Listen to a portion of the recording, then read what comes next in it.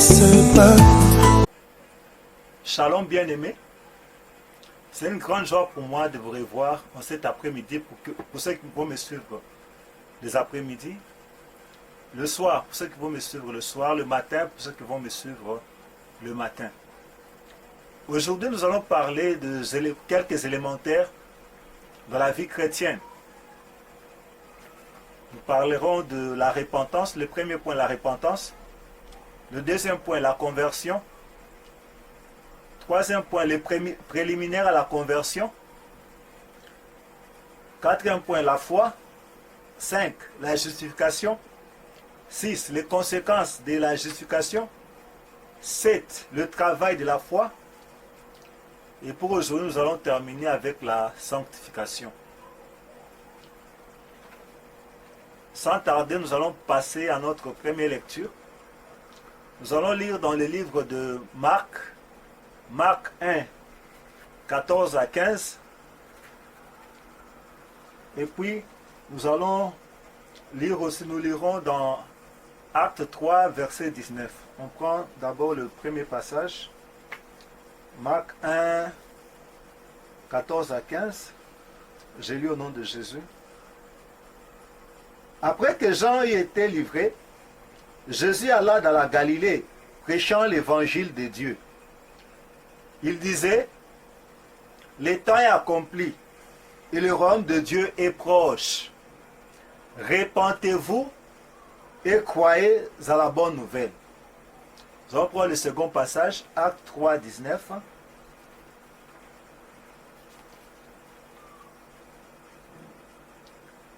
Repentez-vous donc et convertissez-vous pour que vos péchés soient effacés.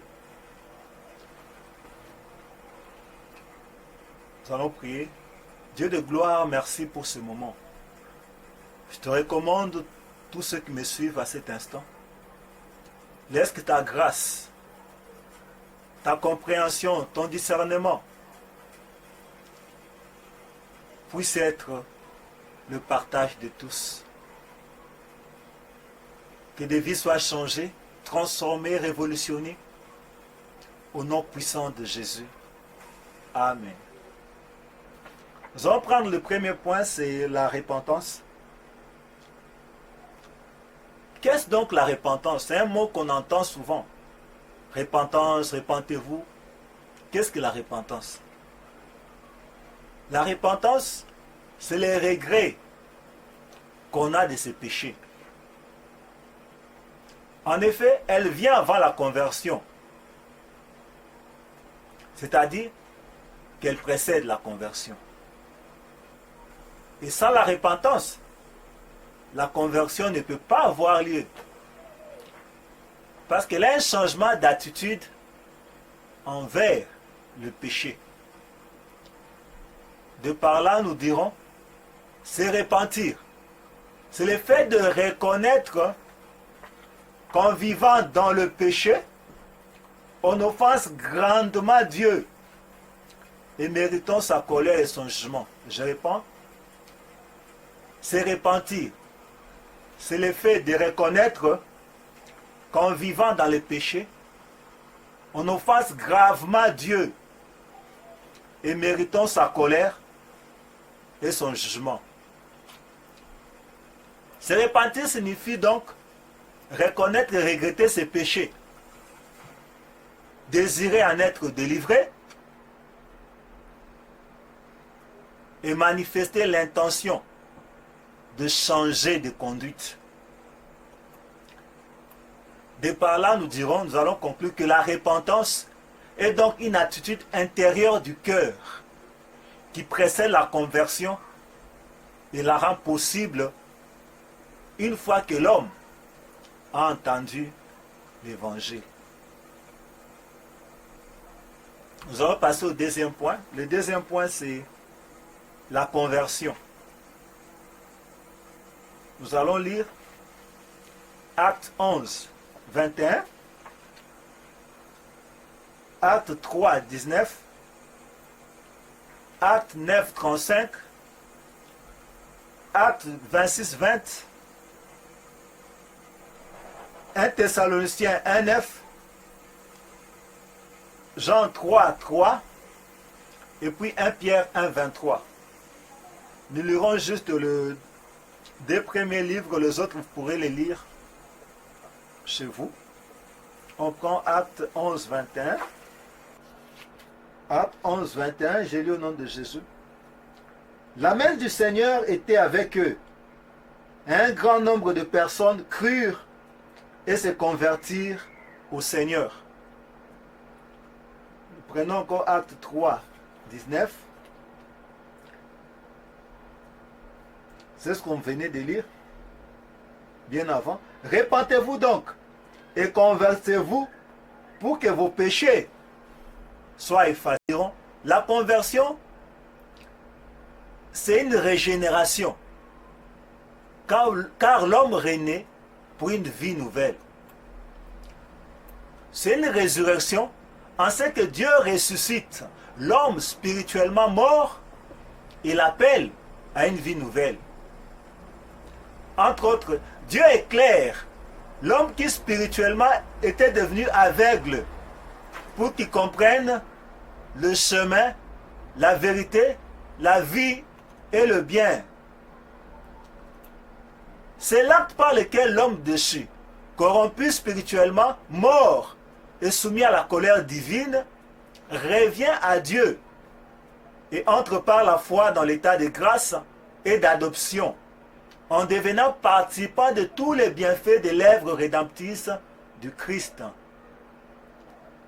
Il est appelé régénération de ce que l'homme renaît pour une vie nouvelle.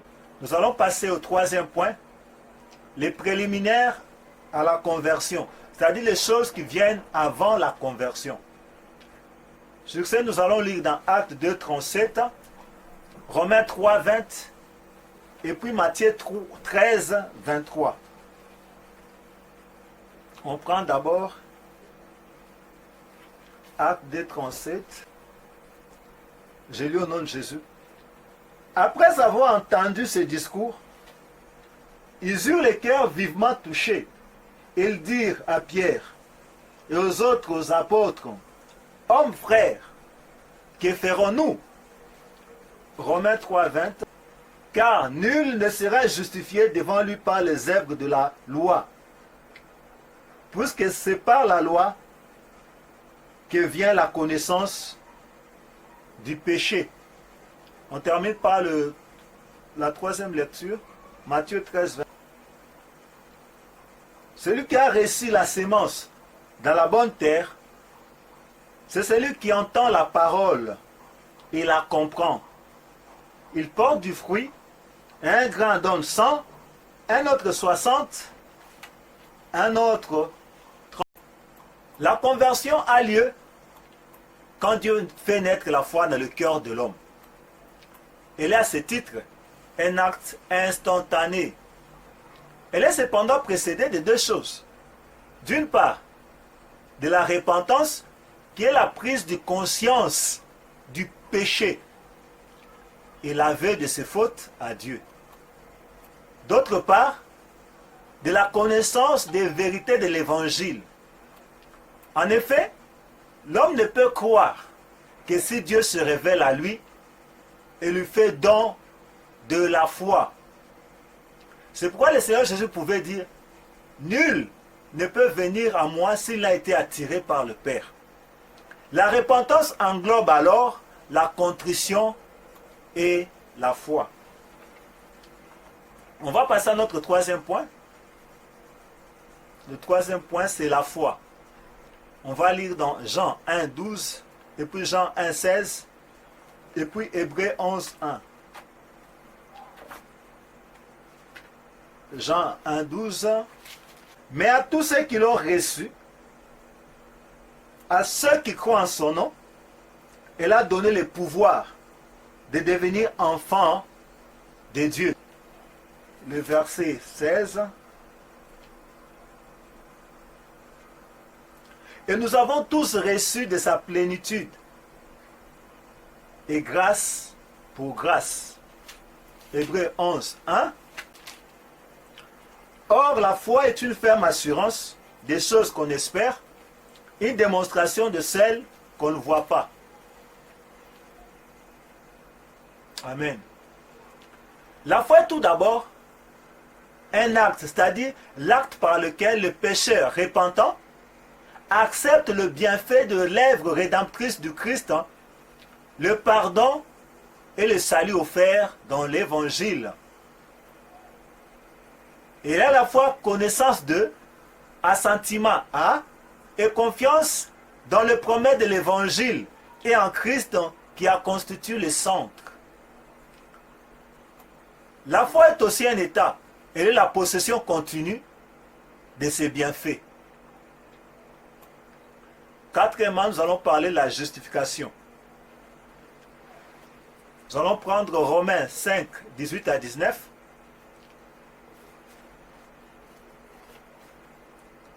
Romains 4, 25. 2 Corinthiens 5, 19. Romains 8, 3. Romains 3, 25. Romains 4, 6 à 8. Et puis Romains 4, 22 à 24. Nous lirons les deux premiers livres. On prend Romains 4, 25. Je lis au nom de Jésus. Lequel a été livré pour nos offenses et est ressuscité pour notre justification. Et puis 2 Corinthiens 5, 19. Car Dieu était en Christ, réconciliant le monde avec lui-même en n'imputant point aux hommes leurs offenses. Et il a mis en nous la parole de la réconciliation. Le plus grand bienfait de la mort rédemptrice du Christ est la sentence de grâce et d'acquittement prononcée sur le monde entier, ou la justice parfaite qu'il a acquise à tous. La foi est l'acceptation croyante de cette sentence et de cette justice parfaite. Elle justifie les pécheurs par pure grâce, pour l'amour du Christ et sans aucun mérite ou œuvre. C'est l'imputation aux croyants de la justice du Christ, la non-imputation ou le pardon de péché et dans la délivrance du châtiment. Dieu justifie les pécheurs repentants et croyants en les déclarant justes par sa seule grâce et au nom du Christ, mort et ressuscité pour lui, et en les délivrant ainsi du péché, de la condamnation et de la mort. Cette justification a lieu par la foi seule, sans les œuvres de la loi. Nous allons passer maintenant à notre sixième point, les conséquences de la justification.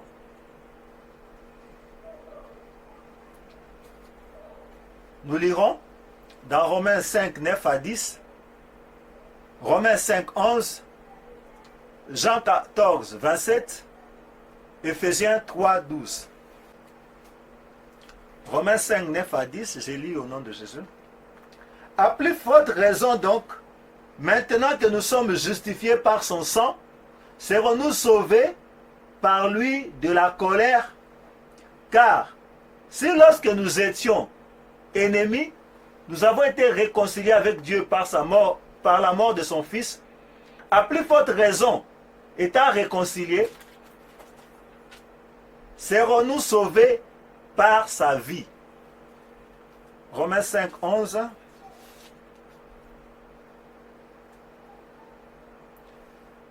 Et non seulement cela, mais encore nous nous glorifions en Dieu par notre Seigneur Jésus-Christ, par qui maintenant nous avons obtenu la réconciliation.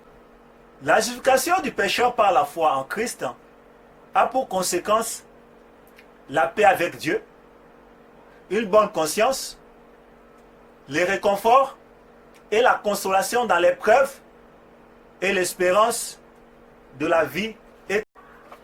On va passer à notre septième point, le travail de la foi.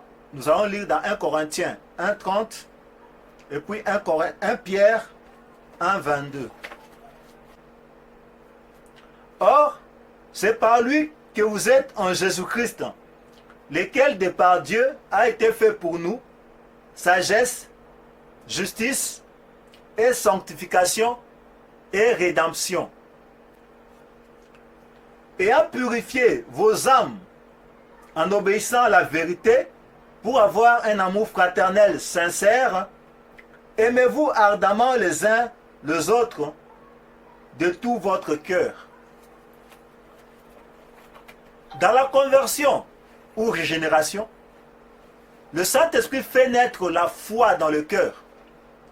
Il la rend aussi agissante, de sorte qu'elle transforme, renouvelle et sanctifie les croyants. Amen. 1 Corinthiens 4, 3. J'ai lu au nom de Jésus. Ce que Dieu veut, c'est votre sanctification. C'est que vous vous absteniez de l'impudicité. Amen. Et puis on va prendre Colossiens 3, verset 10. Ayant revêtu l'homme nouveau, qui se renouvelle dans la connaissance, selon l'image de celui qui l'a créé. La sanctification est donc la restitution de l'image de Dieu dans l'homme régénéré. Le Saint-Esprit renouvelle l'homme à l'image de Dieu selon laquelle il avait été créé à l'origine, avant qu'il ne sombre dans le péché.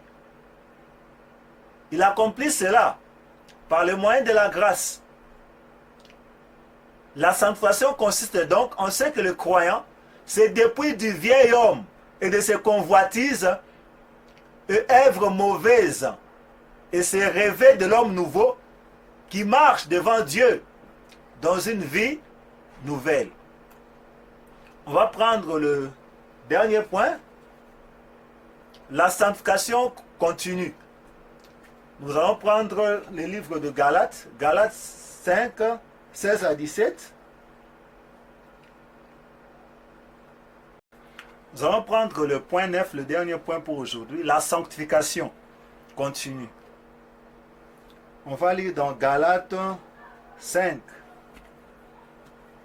16, 17. Je dis donc, marchez selon l'esprit et vous n'accomplirez pas les désirs de la chair. Car la chair a des désirs contraires à ceux de l'esprit, et l'esprit en a des contraires à ceux de la chair. Ils sont opposés entre eux, afin que vous ne fassiez point ce que vous voudriez. 1 Corinthiens 15, 58, j'ai lu au nom de Jésus. Ainsi, mes frères bien-aimés, soyez fermes, inébranlables, travaillant de mieux en mieux à l'œuvre du Seigneur, sachant que votre travail ne sera pas vain dans le Seigneur. Colossiens 1, 10. Pour marcher d'une manière digne du Seigneur et lui être entièrement agréable, portant des fruits en toutes sortes de bonnes œuvres et croissant par la connaissance de Éphésiens 4, 11 et puis 15, j'ai lu au nom de Jésus. Et il a donné les uns comme apôtres, les autres comme prophètes, les autres comme évangélistes, les autres comme pasteurs et docteurs. C'est de lui et grâce à tous les liens de son assistance que tous les corps bien coordonnés et formant un solide assemblage tirent son accroissement selon la force qui convient à chacune de ses parties et s'édifie lui-même dans la charité. Amen. Le chrétien est appelé à persévérer dans la sanctification et à marcher de progrès en progrès pour parvenir à une meilleure connaissance de la vérité et une conformité toujours plus grande à la volonté de Dieu. C'est-à-dire, quand les chrétiens se réunissent, ils doivent se réunir pour devenir meilleurs et non pas se réunir pour devenir pire. Donc, chaque jour, t'es offerte pour devenir supérieur à ce que tu étais hier. Amen. Que Dieu vous bénisse. Dieu vous bénisse. Merci pour l'attention que vous m'avez donnée. Puis ces élémentaires puissent aider chacun de vous à se poser certaines questions, à se demander, est-ce que je suis déjà converti? Est-ce que j'ai réellement expérimenté la nouvelle naissance dans ma vie? Ou bien seulement je pars à l'église par accoutumance, parce que mes parents sont des religieux, ou soit parce que mes parents sont des chrétiens. Ai-je expérimenté, ou soit ai-je fait une rencontre personnelle avec le Seigneur? Parce que la nouvelle naissance n'est pas le produit de l'homme. C'est le produit de Dieu. C'est Dieu qui produit en nous cette nouvelle naissance. Comme nous l'avons expliqué, que la repentance précède la conversion. Avons-nous réellement été touchés par la parole? Est-ce que la parole a produit en nous la construction? Est-ce qu'on a senti qu'on avait le mal du péché? Ce mal-là, est-ce qu'on avait réalisé la gravité du péché? La gravité d'avoir conduit nos vies de par nous-mêmes? Ces quelques élémentaires vont nous aider. Pour toi qui n'es pas encore passé par là, pour toi qui n'avais pas expérimenté cette nouvelle naissance, au fait, la nouvelle naissance là, c'est comment? Quand elle s'est produite en toi, tu constates que les choses que tu pouvais faire hier du mal, tu n'arrives plus à les faire. Non par ta force, mais tu sens une force en toi, la puissance du Saint-Esprit, qui change ta manière à toi de voir les choses, qui change ta manière de voir les choses, ta manière de raisonner. En toi, tu sens maintenant la gravité du péché. Es-tu passé par là?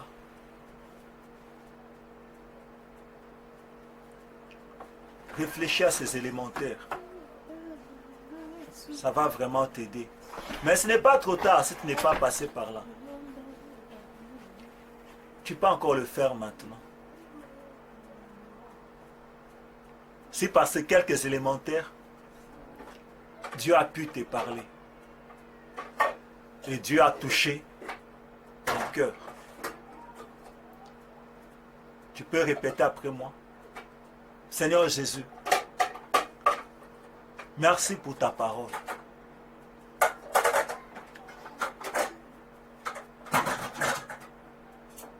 Je n'avais pas encore expérimenté la nouvelle naissance. Bien que je pars à l'église. Je n'avais pas encore expérimenté la nouvelle naissance. Voilà pourquoi, même quand je lis la Bible, je ne comprends pas. Je n'arrive pas à la comprendre. J'aimerais expérimenter la nouvelle naissance dans ma vie, Seigneur. Fais-moi réaliser la gravité du péché. Touche-moi par ton Saint-Esprit. Parce que réellement, je veux être une nouvelle créature.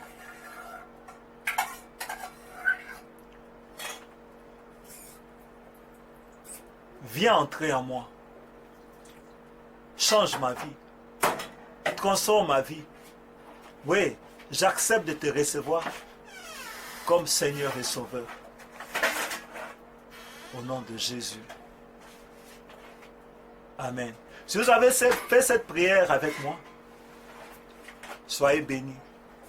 Au nom du Seigneur Jésus. Et qu'une vie nouvelle commence avec vous. Expérimentez la nouvelle naissance. Au nom puissant de Jésus. Amen. Et si vous avez aimé ces messages, n'oubliez pas de vous abonner à notre chaîne YouTube. Et surtout en cochant à la cloche de notification afin de ne rater aucune de nos publications.